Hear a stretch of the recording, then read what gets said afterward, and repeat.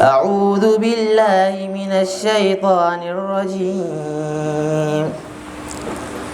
ألهم أرجل يمشون بها أم لهم أيد يبطشون بها أم لهم آذان يسمعون بها قل ادعوا شركاءكم ثم كيدون فلا تنظرون. إن وليي الله الذي نزل الكتاب وهو يتولى الصالحين والذين تدعون من دونه لا يستطيعون نصركم ولا أنفسهم ينصرون. وإن تدعوهم إلى الهدى لا يسمعوا وتراهم ينظرون إليك وهم لا يبصرون.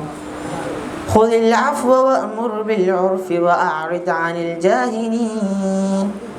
وإما ينزغنك من الشيطان نزغ فاستعذ بالله إنه سميع عليم.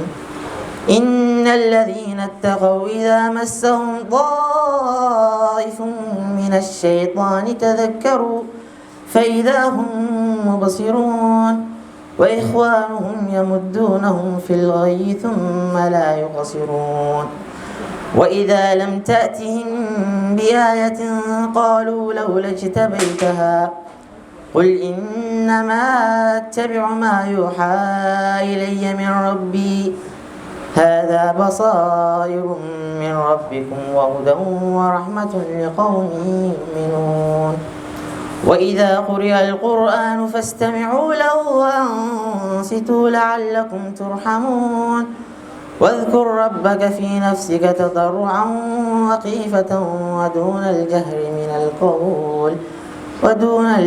من القول بالغدو والآصال ولا تكن من الغافلين.